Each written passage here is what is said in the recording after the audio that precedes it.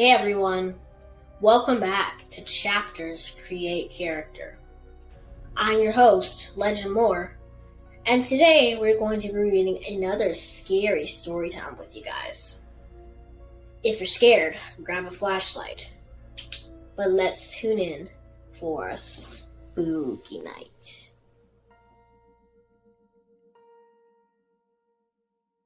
Chapter 22.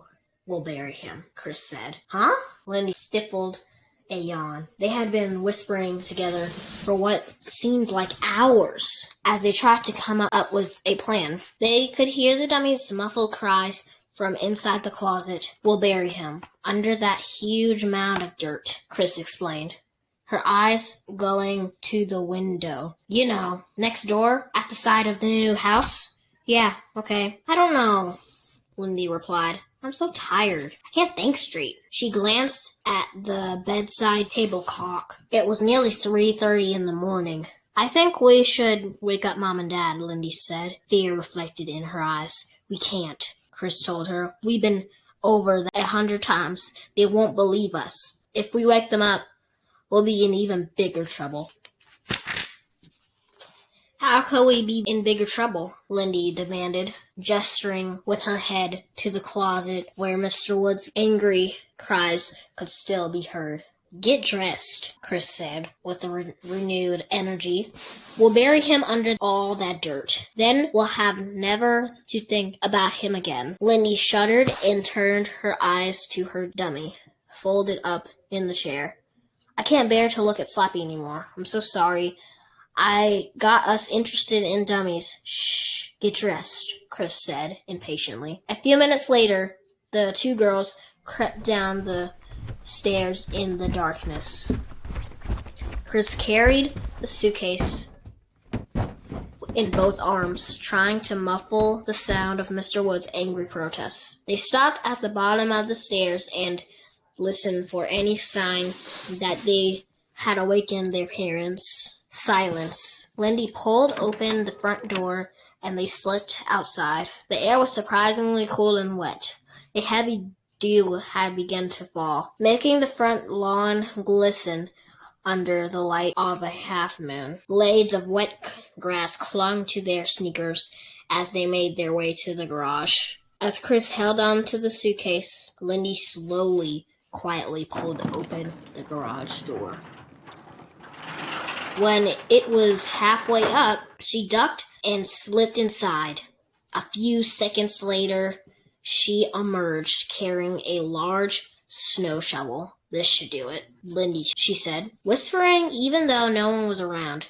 Chris glanced down the street as they headed across the yard to the lot next door. The heavy morning dew misted the glow of the street lamps, making the pale light appear to bend and flicker like candles. Everything seemed to shimmer under the dark purple sky. Chris set the suitcase down beside the tall mound of dirt.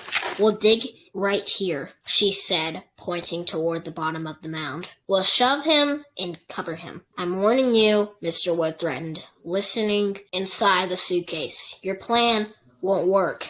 I have powers. You dig first, Chris told her sister, ignoring the dummy's threat. Then I'll take a turn. Lindy dug into the pile and heaved up a shovel full of dirt. Chris shivered.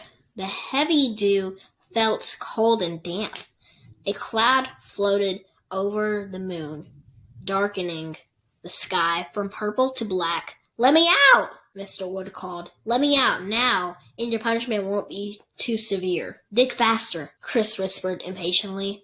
I'm going as fast as I can, Lindy replied. She had dug a pretty good-sized square-shaped hole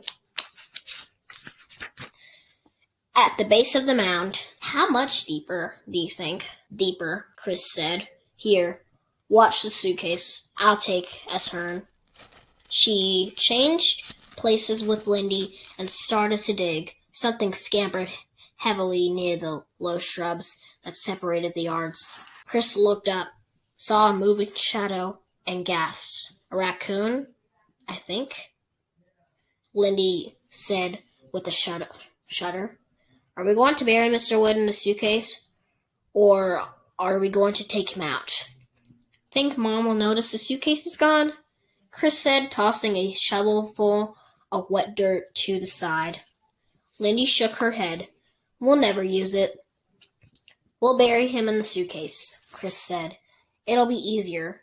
You'll be sorry, the dummy rasps. The suitcase shook and nearly toppled onto its side. I'm so sleepy, Lindy moaned, tossing her socks onto the floor, then sliding her feet under the covers. I'm wide awake, Chris replied, sitting on the edge of her bed. I guess because I'm so happy. So happy we got rid of that awful creature. It's all so weird, Lindy said, adjusting her pillow behind her head.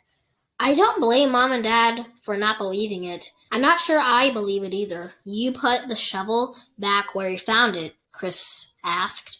Lindy nodded. Yeah, she said sleepily. And you closed the garage door. Shh, I'm asleep, Lindy said. At least there's no school tomorrow. We can sleep late. I hope I can fall asleep, Chris said doubtfully. I'm just so pumped. It's like some kind of hideously gross nightmare. I just think, Lindy, are you still awake? No, her sister had fallen asleep. Chris stared up at the ceiling. She pulled the blankets up to her chin. She still felt chilled. She couldn't shake the cold dampness of the early morning air. After a short while, with thoughts of everything that had happened that night whirring crazily in her head, Chris fell asleep too. The rumble of machines woke her up at 8:30 the next morning, stretching, trying to rub the sleep from her eyes. Chris stumbled to the window. She leaned over the chair holding Slappy and peered out. It was a gray, cloudy day. 2 enormous yellow stream rollers were rolling over the lot next door, behind the newly constructed house, flattening the land. I wonder if they're going to flatten that big mound of dirt, Chris thought, staring down at them. That would really be excellent. Chris smiled. She hadn't slept very long, but she felt refreshed. Lindy was still sound asleep. Chris tiptoed past her, pulled her robe on, and headed downstairs. Morning, Mom, she called brightly, tying the belt to her robe as she entered the kitchen. Mrs. Powell turned from the sink to face her.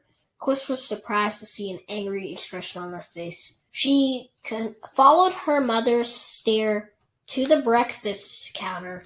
Oh! Chris gasped when she saw Mr. Wood. He was seated at the counter, his hands in his lap. His hair was matted with red-brown dirt, and he had dirt smears on his cheeks and forehead. Chris raised her hands to her face in horror. I thought you were told never to bring that thing down here, Mrs. Powell scolded.